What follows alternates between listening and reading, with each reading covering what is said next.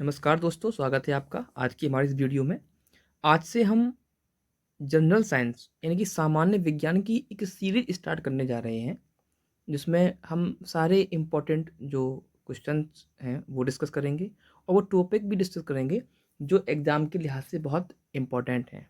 तो आज का जो हमारा टॉपिक है वो एक्चुअल में है एसिड एंड बेस, ठीक है, जिसको हम लोग नॉर्मल अम्ल, ठीक है, अम्ल और क्या बोलते हैं, क्षार। ये आधा माह है, ठीक है, अम्ल और क्षार बोलते हैं। तो अम्ल क्या है और फिर क्षार क्या है, ये हमें जान लेना है और उसके बाद इनसे किस किस प्रकार के प्रश्न उठेंगे वो जानेंगे। क्योंकि होता क्या है, सामान्यतः परीक्षाओं में ऐसे सिंपल क्वेश्चन पूछे जाते हैं जिनका हमें जवाब नहीं आता है, और जब मामला केमिस्ट्री का हो, इनकी रसायन विज्ञान से जुड़ा हुआ हो, तब थोड़ा और टिपिकल होता है। हम अपने इस साइंस के पूरे पूरे भाग में भौतिकी के इम्पोर्टेंट टॉपिक, ठीक है, साथ साथ में हम रसायन विज्ञान और फिर जीव विज्ञान के भी कुछ खास खास जो टॉपिक हैं उनको डिस्कस करेंगे। अब होता क्या है कि कॉम्पिटिटिव एग्जाम में ज़्यादातर आपको पता होना चाहिए कि 50 क्वेश्चन तो हमें मिलते हैं मैथ्स के, ठीक है, तो मैथ्स वाला कर लेता है। इसको बैलेंस करने के लिए जो विज्ञान का या सामान्य विज्ञान का या जीएस का पार्ट होता है, कहीं जीके होता है तो कहीं जीएस होता है, तो जीएस में अगर विज्ञान से संबंधित प्रश्न आएंगे तो वो फिर वहाँ पर जीव विज्ञान को ज़्यादा महत्व देते हैं। कारण ये है, वो पेपर को एक्चुअल में बैलेंस करना चाहते हैं, तो वो बैलेंस करने के चक्कर में वो करते क्या हैं कि वो जीव विज्ञान क्वेश्चन ज़्यादा देते हैं, ना कि भौतिकी के, ठीक है। रसायन के हो सकते हैं या फिर कौन से होंगे, जीव विज्ञान के।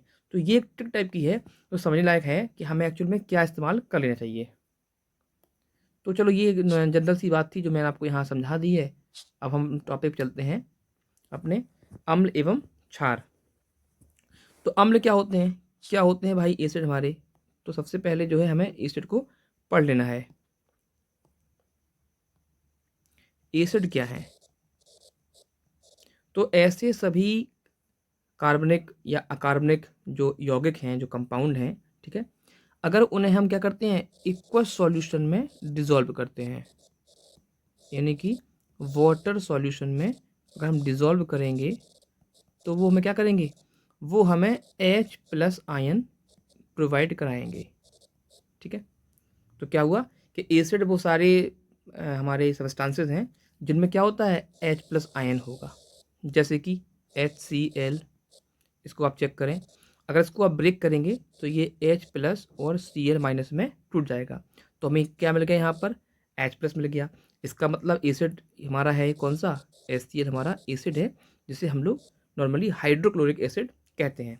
इसको हम लोग एक नया नाम भी देते हैं, जो है हमारा क्या, स्टमक एसिड भी बोलते हैं, क्योंकि यह है हमारे पेट में, इनकी स्टमक में कैसा होता है, इसका स्राव होता है, ठीक है। और इसका जो एक्चुअल में पीएच है वो 0 to 2 होता है। पीएच पर हम बाद में डिस्कस करेंगे, ठीक है। पहले हमें डिस्कस करना है केवल अपने क्या है, एसिड एंड बेस पर। तो यहाँ से क्या समझ में आया कि ऐसे सभी सब्सटेंस या कार्बनिक या अकार्बनिक पदार्थ जो जल में विलय होने पर क्या करते हैं, H+ आयन प्रदान करते हैं, उन्हें हम लोग क्या बोलते हैं, उनको हम एसिड बोलते हैं। जबकि अगर हम बात करें अगर बेस की, यानी कि हम बात करें किसकी, क्षार की, तो वो क्या होते हैं, तो ऐसे सभी सब्सटेंसेस जो इक्वस सॉल्यूशन में घुलने पर हमें क्या दे दें, OH- आयन दे दें। क्या मिल जाए हमें, OH- आयन। तो वो सब हमारे कहलाएंगे बेस। मतलब समझने की बात इसमें ये है कि अगर हमें क्या मिल रहा है, H+ आयन, तो सब वो एसिड है। अगर हमें क्या मिल रहा है, OH- आयन, तो वो क्या है हमारे बेस। ये कॉमन सा एक इनका आइडेंटिफिकेशन है, जिसको आप समझ सकते हैं। तो अगर कभी 4 ऑप्शन हो, उसमें टिक करने को आपको आए कि कौन सा अम्ल है, कौन सा क्षार है, तो आप आसानी से यहाँ से निकाल सकते हैं, ठीक है। हालांकि अगर आपने 11th में आपने पढ़ा होगा तो यहाँ पर 3 कॉन्सेप्ट हैं, जिसमें आपको आर्हेनियस थ्योरी पढ़नी पड़ेगी, या ब्रोंस्टेड लॉरी है, या फिर लुईस कॉन्सेप्ट है। तो वो हमारा यहाँ इम्पोर्टेंट नहीं है, क्योंकि हम कोई बोर्ड की एग्ज़ाम सॉल्व नहीं देने जा रहे हैं। हमारे लिए कॉम्पिटिटिव एग्ज़ाम है, यहाँ पर हमें टिक करना है। तो कैसे प्रश्न आएंगे वो हमें समझना है, लेकिन उससे पहले हम थोड़ा इसका बेस पढ़ लेते हैं। क्योंकि होता क्या है कि जब बेस होता है कमज़ोर, तभी हम किसी परीक्षा में पास नहीं हो पाते हैं या हम सही से प्रश्नों को हल नहीं कर पाते हैं। तो बेस हमें मजबूत करना है। अब अगर इनकी हम गुणधर्म के बारे में बात करें, चलो पहले बता देते हैं हम बेस के कुछ एग्जाम्पल। जैसे कि आपका होता है KOH, तो इसमें क्या हो गया, इसको ब्रेक करेंगे आप तो K प्लस और OH माइनस में टूट जाएगा। तो हमें यहाँ पे क्यों क्या मिल गया, OH माइनस। या आपका सोडियम हाइड्रोक्साइड को ले लेते हैं NaOH को, तो ये क्या है, बेस है यानी कि क्षार है। कैसे है, इसको ब्रेक करेंगे तो ये Na प्लस और OH माइनस में कैसा हो जाएगा, ये ब्रेक हो जाएगा। तो यहाँ पर जो OH माइनस मिल रहा है इसका मतलब क्या है, ये भी हमारा क्या है, ये भी हमारे बेस है यानी कि क्षार है। ठीक, तो ये तो जनरल से इनका आइडेंटिफिकेशन हो गया। इसके बाद पूछ सकते हैं वो आपसे, इससे वो आप पूछ सकते हैं वो आपसे नॉर्मली कि इनके गुणधर्म कैसे हैं, इनकी properties of acid and base. तो अगर हम इनकी बात करें प्रॉपर्टी की, और प्रॉपर्टी से क्वेश्चन बहुत उठते हैं, ये ध्यान रखना आप लोग। कभी कभी तो वैसी अभिक्रिया वाले क्वेश्चन पूछ देते हैं 1 नंबर में, और कभी कभी सीधा पूछ लेते हैं। तो अगर हम बात करें एसिड की प्रॉपर्टी की, यानी कि अम्ल की गुणधर्म के बारे में, तो ये हमेशा कैसे होते हैं, ये हमेशा सॉर एंड टेस्ट होते हैं। अब आप सोचते हैं कि ये क्या ड्रामा है, तो सॉर एंड टेस्ट का मतलब होता है ये खट्टे होते हैं स्वाद में। कैसे होते हैं ये हमेशा, ये स्वाद में खट्टे होते हैं।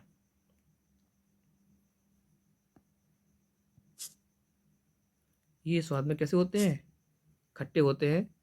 और अगर हम बात करें इनके अन्य गुणधर्म के बारे में, तो वो यहाँ पे हम समझेंगे, वो ये है कि अगर क्या करेंगे, एसिड को हम, इनकी अम्ल को अगर हम रखेंगे किसमें, लिटमस पेपर में, तो वो होगा कैसा होगा हमारा, ब्लू कलर का लिटमस पेपर होगा, यानी कि नीला लिटमस पेपर होगा। ठीक है, तो वो कैसा हो जाएगा, लाल रंग का हो जाएगा। ठीक है, यानी कि ये करते क्या है, asset turns blue litmus paper two red colour. ठीक है, तो इसको याद करने की जो ट्रिक है वो ऐसे कर लो आप, अम्ल में आखिरी में क्या आ रहा है, ला, और हमारा इसका भी कैसा है, ला। ठीक है, तो अम्ल जो है हमेशा कैसा होता है, लाल रंग देते हैं। इसको अगर इंग्लिश में भी याद करना चाहें तो हम यहाँ पे लिखेंगे एसिड, और यहाँ पे आप लिख सकते हैं क्या, इसका रेड। तो इसका आखिरी डी और इसका आखिरी डी कैसा हो रहा है, सेम हो रहा है। तो ये ट्रिक बन जाती है कि एसिड हमेशा कैसा होता है, रेड कलर हमें देते हैं किसमें, लिटमस पेपर। तो ब्लू कलर का लिटमस पेपर जब इसमें इस्तेमाल करेंगे तो एसिड अगर होगा तो वो हमें लाल रंग प्रोवाइड करा देगा। ठीक है, तो ये हमें ध्यान देना है यहाँ पे। इसके साथ साथ अगर हम बात करें इनकी कुछ अन्य प्रॉपर्टीज़ के बारे में, तो अगर हम कभी भी अम्ल को किसमें मिलाएंगे, क्षार के साथ मिलाएंगे। किसमें मिलाएंगे हम लोग, क्षार के साथ, यानी कि एसिड को अगर मिलाएंगे बेस में, तो हमें हमेशा क्या मिल जाएगा, सॉल्ट मिल जाएगा। ठीक है, क्या मिल जाएगा हमें, सॉल्ट। इसको हम लोग क्या बोलते हैं, लवण बोलते हैं, यानी कि नमक टाइप का। ठीक, नमक है तो लवण हमें मिल जाएगा। और इस प्रकार से क्या होगा, बिल्कुल न्यूट्रल हो जाएंगे हमारे एसिड और क्षार दोनों ही। तो इसे हम लोग न्यूट्रलाइजेशन भी बोल सकते हैं। ठीक, तो ये यहाँ पे बहुत इंपॉर्टेंट हो गया। जैसे कि हम आपको करके दिखाते हैं, एक हमने एसिड लिया HCl, इसे क्या बोलते हैं, हाइड्रोक्लोरिक एसिड, और इसमें हमने एक बेस मिला दिया, जैसे क्या बोलेंगे, NaOH सोडियम हाइड्रोक्साइड। इसको रिएक्शन कराएंगे तो ये बन जाएगा NaCl सोडियम क्लोराइड, जो कि एक सॉल्ट है हमारा। ठीक है, नाम क्या है इसका हमारा, सोडियम क्लोराइड, प्लस H2O, यानी कि पानी को ये बाहर निकालेंगे।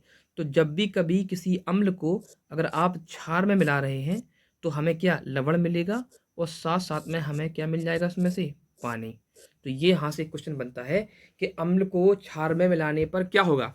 तो अम्ल को क्षार में मिलाने पर हमें जो प्राप्त होगा वो क्या है, हमारा लवण है, यानी कि साल्ट है। तो यहाँ से एक ये इम्पोर्टेंट हो गया। इसके बाद अगर हम बात करें कुछ इम्पोर्टेंट, तो वो इम्पोर्टेंट जो है वो ये है, देखिए यहाँ पर। ठीक है, कि अगर हम बात करें क्षार के बारे में, यानी कि हमारे बेस की प्रॉपर्टी के बारे में, यानी कि क्षार। ठीक, एक्चुअल में अभी शुरुआत में मैं कुछ हिंदी टर्म इस्तेमाल कर रहा हूँ, वैसे मैं बता दूंगा, मेरी आदत है इंग्लिश टर्म इस्तेमाल करने की, तो आप उसमें समझ जाएंगे। तो क्षार में क्या होता है, इनका जो स्वाद होता है वो कैसा होता है, कड़वा होता है। ठीक है, ये कैसे होते हैं, कड़वे, यानी कि बिटर इन टेस्ट होते हैं। ठीक है, इनका टेस्ट कैसा होता है, बिटर होता है, इनकी कसेले होते हैं, कड़वे होते हैं। तो स्वाद से हम पता कर सकते हैं। साथ साथ में एसिड में ध्यान रखना कि इनकी जो गंध होती है वो तीक्ष्ण होती है, जो नाक में जो है बर्निंग सेंसेशन, यानी कि जलन पैदा करती है, जबकि क्षार में ऐसा कुछ भी नहीं होता है। उसके बाद अगर हम बात करें इनकी कलर की, तो जो हमारे जो क्षार है ना, जिनको हम लोग क्या बोलते हैं, बेस बोलते हैं, अगर इनमें क्या करेंगे, हम रेड कलर के लिटमस पेपर को डिप करेंगे, डुबोएंगे, तो ये उसे ब्लू यानी कि नीले रंग में क्या कर देंगे, परिवर्तित कर देंगे। तो इसको भी ध्यान रखना कि बेस का इसका बी और इसका ब्लू का बी मिल रहा है, यानी कि बेस जो है हमेशा ब्लू कलर प्रोवाइड कराएंगे। ठीक, तो ये ध्यान रखना है। तो यहाँ से कभी कभी कलर पर जो है क्वेश्चन बहुत पूछे गए हैं कि कौन कैसा कलर देता है वगैरह, तो ये हमें यहाँ पर थोड़ा सा ध्यान रखने की ज़रूरत है। ठीक, आई होप कि आपको अच्छे समझ में आ रहा होगा। अब इसके बाद जो मेन चीज़ है वो ये है कि इनकी हम इंटेंसिटी यानी कि तीव्रता को कैसे नापेंगे। तो इसके लिए जो है पीएच स्केल के बारे में आप लोगों ने अच्छे से पढ़ रखा होगा, मुझे उम्मीद है कि इतना तो तैयार होगा ही। ठीक है, तो पीएच स्केल के बारे में हम लोग जान लेते हैं कि पीएच स्केल से हम अम्ल और क्षार की क्या जान लेंगे कि कौन कितना अम्लीय है और कौन कितना क्षारीय है। तो अम्लता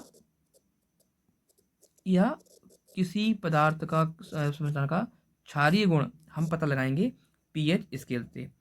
पीएच को एक्चुअल में देखा जाए तो उसका जो फुल फॉर्म है वो आपका पोटेंशियल ऑफ हाइड्रोजन ये है। ठीक है, और कहीं कहीं कहीं पर इसको पावर ऑफ हाइड्रोजन भी कहा गया है, पावर ऑफ हाइड्रोजन, तो इसको आप ध्यान रखना। ठीक है, और पीएच स्केल का एक दो बार क्वेश्चन एग्जाम में आया है, इसकी खोज करता कौन है, तो एक्चुअल में इसके जो खोज करता है वो है सोरेन सोरेनसन। तो पीएच स्केल की जो खोज करता है, ठीक है, वो कौन है हमारे, सोरेन सोरेनसन। तो इसको आप याद रखना, ठीक है प्लीज़, आया हुआ है, फुल फॉर्म आ सकता है या फिर इस तरीके से पूछेंगे। तो पीएच स्केल है क्या, ये एक्चुअल में क्या है, आपका 0 से लेकर के 14 तक की एक स्केलिंग है, एक गणना लायक मापन है, जिस पर जो है हमने एसिड और बेस को मापने का तरीका खोजा हुआ है। ठीक है, तो वो किस तरीके से है वो हम लोग यहाँ पर समझेंगे। तो होता क्या है कि सपोज ये हमने यहाँ पर एक पीच स्केल डेवलप कर ली है, और इसको हम करेंगे क्या, अब इसको 0 से स्टार्ट करेंगे, तो ये हमारा 0 1 2 3 4 5 6 7 8 9 10 11 12 13 और 14 नंबरिंग कर देंगे हम लोग। तो 0 हो गया, 1 2 3 4 5 6 7 8 9 10 11 12 13 एंड 14, ये हो गया। तो जो अम्ल होंगे ना वो कहाँ तक होंगे, वो 0 से लेके आपके जो है 6.9 तक, और जो आपके, तो ये क्या होगा, ये आपके यहाँ पर अम्ल आएंगे, और जो क्षार होंगे वो 7.12 कहाँ तक पहुँच जाएंगे, आपके 14 तक आ जाएंगे। ठीक है, तो ये हमारे यहाँ पर क्या हो जाएंगे, बेस, यानी कि आपके यहाँ पर ये आ जाएंगे आपके क्षार। तो कोई पदार्थ कितना अम्लीय है ये डिपेंड करता है पीएच स्केल पर। अगर कोई पदार्थ जो है 7 से जैसे जैसे नीचे आएगा वैसे वैसे उसकी अम्लता का जो गुण है वो कैसा हो जाएगा, बहुत ज़्यादा बढ़ेगा। ठीक है, अगर कोई 0 है किसी का पीएच स्केल तो वो बहुत अम्लीय है, किसी का 1 है तो थोड़ा कम हो जाएगा, 2 है तो और कम अम्लीय, 3 है तो और कम। यानी कि अगर आप यहाँ से 0 से इस साइड बढ़ेंगे 7 की साइड में, तो अम्लता जो है, अम्लीय गुण कैसा हो जाएगा उसका, कम। तो यहाँ पर जो है अम्लीय गुण क्या हो जाएगा उसका, कम हो जाएगा, घटेगा। और यहाँ पर अगर आप चलेंगे कहाँ से, 7 से आएंगे 0 की साइड में, तो यहाँ पर जो है इसका जो अम्लीय गुण है वो कैसा हो जाएगा आपका, बढ़ेगा। ठीक है, देखिए मैं सारा कुछ यहाँ लिख नहीं पाऊंगा, अगर मैं लिखने बैठूंगा तो समय बहुत लग जाएगा, लिहाजा इसको ध्यान में रखना है कि हमें कैसे पढ़ना है, हम जो लिख रहे हैं उसको समझिए, और हम जो बोल रहे हैं वो इंपॉर्टेंट है। तो आप चाहो तो इसके साथ में आप नोट्स बना सकते हो, और ना भी बनाओ तो केवल सुन भी लोगे तो इतने में ही आपका काम हो जाएगा, आपको लर्न रहेगा। ठीक है, और जबकि बेस के मामले में हम यहाँ पे आते हैं, तो जैसे जैसे चलेंगे आप 7 से कहाँ, इस साइड, तो इससे क्षारीय गुण क्या हो जाएगा आपका, बढ़ेगा। यानी कि 7.1 to 14 आओगे तो क्षारीय गुण इसमें जो है क्या हो जाएगा, बढ़ेगा। और अगर आप कहाँ आ रहे हैं, इस साइड को आ रहे हैं 14 से 7 की साइड में, तो क्षारीय गुण कैसा हो जाएगा, कम होगा, यानी कि यहाँ पर इसका ये घटेगा। ठीक है। और अगर कोई पदार्थ कहाँ पर है, 7 पर है, उसका पीएच स्केल कितना है, 7 दिया गया है, तो वह कैसा होगा, न्यूट्रल होगा, यानी कि उदासीन होगा। ठीक है। तो अम्ल के बारे में जान जाएंगे अभी। हम देखेंगे कुछ खास खास पदार्थ अम्ल देखेंगे, उनका अम्लीय जो स्केलिंग देखेंगे, पीएच पे कितना है इसका है, और कुछ खास हम क्षार भी देख लेंगे। अब यहाँ उदासीन से मतलब क्या है, न्यूट्रल, यानी कि ऐसे पदार्थ जिनका पीएच स्केल कितना होता है, 7 होगा, वो सब कैसे हो जाएंगे हमारे, वो सब की सब हो जाएंगे हमारे उदासीन। ठीक है। जैसे कि आपका पानी, ये पूछा जाता है। वाटर, वाटर का जो एक्चुअल में पीएच है वो कितना होता है, 7.0। तो पानी कैसा है, ना तो अम्लीय है और ना क्षारीय है, बिल्कुल उदासीन है। यही वजह है कि इसको हम पी सकते हैं। अगर सोचो पानी कहीं अम्लीय या क्षारीय होता तो क्या हम पी पाते, नहीं, बड़ा मुश्किल हो जाता। अब यहाँ पे क्वेश्चन ये भी आता है कि जो हमारा पानी है, वाटर है, वो किस तरीके से बिहेव करता है। तो उदासीन तो है ही। ठीक है। इसके लिए शब्द जो आता है इंग्लिश में है, तो ये कैसा होता है, एम्फोटेरिक होता है। देखिए इसका हिंदी में अगर नहीं मुझे याद आ रहा है, तो एग्ज़ाम में आप इंग्लिश वर्जन चेक कर सकते हैं। जब भी कभी हिंदी वर्जन ना समझ में आ रहा हो तो वहाँ पर आप इंग्लिश वर्जन चेक कर लें, तो आप क्वेश्चन को आसानी से कर सकते हैं। तो एम्फोटेरिक का मतलब कैसा है कि पानी अम्ल यानी कि एसिड और बेस यानी कि क्षार दोनों की तरीके से कार्य करता है। ठीक है। दोनों की तरह कैसा करता है, कार्य करेगा ये। तो क्यों करता है, तो वाटर का एक्चुअल हम यहाँ समझेंगे क्या, केमिकल फॉर्मूला, ये होता है H2O। अगर इसको आप ब्रेक करके लिख देंगे आप HOH, तो यहाँ पर क्या मिल गया हमें, H+ हो गया, और ये क्या हो गया, OH-। तो यहाँ से हमें क्या मिल रहा है, एसिड यानी कि अम्लीय गुणधर्म मिल रहा है, और यहाँ से क्या मिल रहा है, बेसिक यानी कि हमारा क्षारीय गुणधर्म। तो अगर पानी को आप किसी अम्ल में मिलाओगे तो वो एज ए बेस वर्क करेगा, और पानी को अगर आप किसी बेस में मिलाओगे तो वो एज ए अम्ल करेगा। ठीक है। ध्यान देना, अगर पानी को आप किसे मिला रहे हो, बेस में, तो वो अम्ल की तरह व्यवहार करेगा, और पानी को अगर आप किसे मिला रहे हो, एसिड में, अम्ल में, तो वो बेस की तरह व्यवहार करेगा। तो ये यहाँ पर एक इम्पॉर्टेंट जो है की पॉइंट था जो हमने यहाँ पे डिस्कस किया। और इसमें इसका स्वाद तैयार कर लीजिए एसिड बेस का, और तैयार कर लीजिए इनके लिटमस पत्र पर कैसे कैसे चेंजेस आएंगे। ठीक है। तो ये बहुत इंपॉर्टेंट है एक्चुअल में। और कभी कभी वो भी आ जाता है कि मिथाइल ऑरेंज में मिलाएंगे तो क्या होगा, या फिनॉल्फथेनिन में, तो वो हम बाद में डिस्कस करेंगे। उसके लिए हम पीपीटी फाइल लेके आएंगे, तब वहाँ पर इसको डिस्कस कर लेंगे। ठीक है। अब यहाँ पर जो बहुत इंपॉर्टेंट है वो ये है, बार बार पूछा जाता है कि अम्ल में कौन सा तत्व है जो अनिवार्य रूप से उपस्थित होता है। तो भाई देखो, जब भी कभी कोई अम्ल होगा तो वहाँ पर हमें अनिवार्य रूप से क्या देखने को मिलेगा, H+ देखने को मिलेगा, क्योंकि इसकी परिभाषा ही कहती है कि वह सभी पदार्थ जो जल में विलय होने पर H+ आयन देते हैं वो हमारे क्या होते हैं, अम्ल होते हैं। तो अम्ल में जो है हमेशा अनिवार्य रूप से उपस्थित पदार्थ कौन सा होगा, हाइड्रोजन। तो ये यहाँ पर एक याद रखिएगा। एक क्वेश्चन अम्ल में ये भी आता है कि अम्लों का राजा कौन सा है। ठीक है। रासायनिक पदार्थों में देखा जाए तो अम्लों को रासायनिक पदार्थों का राजा कहा जाता है, तो कौन सा है वो, तो वो है हमारा H2SO4। ठीक है। ये क्या है, ये हमारा राजा है अम्लों का। ठीक। कभी कभी क्वेश्चन आता है कि साधारणतः किसी का अकार्बनिक अम्ल के साथ जब किसी धातु को हम मिलाते हैं तो कौन सी गैस निकलती है, तो वो निकलती है हाइड्रोजन। तो यहाँ से ये देखते हैं कि अगर अम्ल किससे क्रिया करेंगे, अम्ल किसी धातु के साथ अगर क्रिया करेंगे तो ये क्या बनाएंगे। ठीक है। तो यहाँ पर बहुत इंपॉर्टेंट है, तो सॉल्ट तो बनेगा ही, लवण तो भाई बनता ही बनता है, सीधी सी बात है, लेकिन हाइड्रोजन गैस भी क्या होगी, इवॉल्व होगी, बाहर निकलेगी। ठीक। तो इसके संबंध में एक हम रिएक्शन करके देखते हैं। कोई हम धातु ले लेते हैं यहाँ पर। ठीक है। जैसे कि हमने एक धातु ले ली है आपकी Na। ठीक है, ले ली हमने, और इसके बाद हमने क्या ले लिया, एक कोई अम्ल ले लिया HCl ले लेते हैं। अब देखते हैं क्या बनेगा। तो ये बन गया आपका, इसको थोड़ा बैलेंस करेंगे हम लोग। तो यहाँ पे क्या हो जाएगा, ये बन जाएगा हमारा Na, सॉरी गलत हो गया, ये बन जाएगा हमारा NaCl। क्या बन जाएगा, NaCl, और प्लस यहाँ पर हाइड्रोजन गैस बाहर निकल आएगी। बैलेंस कर लेते हैं, यहाँ पर 2 और यहाँ पर 2। ठीक है। तो यहाँ से ये H2 में मिल जाएगा। तो बैलेंसिंग की ज़रूरी नहीं है आप लोगों के लिए कि क्या बैलेंसिंग है, आपको तो खाली इतना मतलब है कि हाइड्रोजन जो है, जो गैस है, वो क्या हो रही है, इवॉल्व यानी कि बाहर आ रही है। और ये पता कैसे लगाएंगे कि ये हाइड्रोजन ही है? अगर यहाँ पर हम जलती हुई कैंडल लेके आए और पॉप साउंड के साथ अचानक से एक्सप्लोजन हो जाए, ठीक है, ब्रूम हो जाए, तो समझ जाना कि ये क्या है, हाइड्रोजन गैस।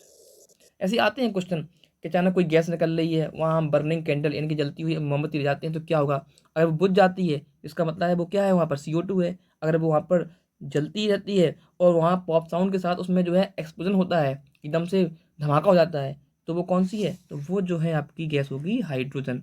तो ये पहचान करने के कुछ तरीके हैं, ठीक है। आइए अभी और कुछ क्वेश्चन देखते हैं हम लोग।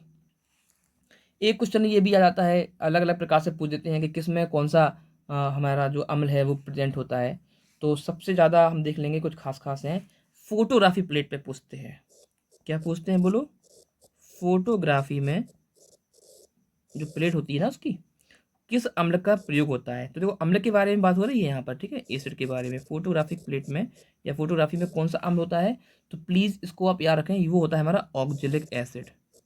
क्या होता है हमारा, ऑक्जेलिक एसिड यानी कि ऑक्जेलिक अम्ल, ठीक। इसके बाद एक क्वेश्चन बहुत इंपॉर्टेंट है कि जो हमारे कपड़ों पर जो धब्बे लग जाते हैं, कपड़ों पर धब्बे लगते हैं स्याही वगैरह के, वो कोई भी हो, ठीक है, तो उन धब्बों को जो हम दूर करेंगे, ठीक है, उन धब्बों को क्या करना है, दूर करेंगे, तो कौन सा एसिड करेंगे इस्तेमाल, तो वहाँ पर जो है यही आपका सेम ऑक्जेलिक एसिड का ही हम इस्तेमाल कर लेते हैं, ठीक। तो ये है। इसके बाद खाद्य पदार्थों को संरक्षित यानी कि प्रिजर्वेटिव के तौर पर कौन सा हम इस्तेमाल करेंगे, अम्ल। आप लोग जब भी मार्केट में कुछ लेने जाएं तो उसको चेक करें कि उसको कैसे जो है उन्होंने इसका संरक्षण किया गया है। तो उसको संरक्षण करने में जिस अम्ल का इस्तेमाल होता है, तो वो है हमारा कौन सा, बेंजोइक एसिड, ठीक है, यानी कि बेंजोइक अम्ल है। ये बहुत इंपॉर्टेंट है, मोस्ट इंपॉर्टेंट है, प्लीज़ इसको नोट डाउन कर लें, पेन डाउन कर लें, ताकि ये आपको आगे भविष्य में काम आए। इसके साथ साथ जो है एक क्वेश्चन ये भी आता है कि सोना है या चांदी है, इसके शुद्धिकरण में कौन सा हम अम्ल का इस्तेमाल करते हैं। तो देखो भाई, अगर आपका जो है गोल्ड है या आपका सिल्वर है, सोना चांदी है, तो सोना चांदी को आप जब शुद्ध करेंगे ना, प्योर करेंगे, तो इनकी अशुद्धता को दूर करने के लिए हम वहाँ पर HNO3 यानी कि आपका नाइट्रिक एसिड का इस्तेमाल करेंगे, ठीक है, नाइट्रिक एसिड का इस्तेमाल करेंगे, ये इंपॉर्टेंट है। तो मैं जो लिख रहा हूँ ना अपने डिस्प्ले पर, वो सारी चीज़ें आप जो है लिखते जाइए, तो मुझे उम्मीद है कि बहुत अच्छा लगेगा आपको, और तैयारी भी आपकी अच्छी खासी जाएगी, ठीक है। फिर ऐसा क्वेश्चन आता है कि जो सिरका होता है, विनेगर, ठीक है, वो क्या होता है, तो वो एक्चुअली होता क्या है, एसिटिक एसिड होता है, ठीक है, क्या होता है, एसिटिक एसिड प्लस वाटर होता है। यानी कि अगर पानी में क्या 5 to 8% एसिटिक एसिड मिला दिए जाए, तो वो हमारा क्या बन जाता है, सिरका बन जाता है, ठीक है, विनेगर बन जाता है। तो यहाँ से ये आपका क्या हो जाता है, कुछ खास खास हमने यहाँ पर एसिड के बारे में जान लिया। फिर और भी चीज़ें हैं, जैसे अम्ल वर्षा। अगर अम्ल वर्षा होती है तो कब होती है, तो अम्ल वर्षा के लिए रिस्पॉन्सिबल जो आपका एसिड है, तो वो आपको पता होना चाहिए, वो कौन सा है, हमारा H2SO4। और ये होता क्यों है, क्योंकि वातावरण में अगर सल्फर डाइऑक्साइड पहले से होगी SO2, तो वो जल के साथ क्या करेगी, क्रिया, और क्या बना लेगा, H2SO4 बना लेगा, ठीक है। तो उम्मीद करता हूँ कि ये वीडियो आपको अच्छा लगा होगा।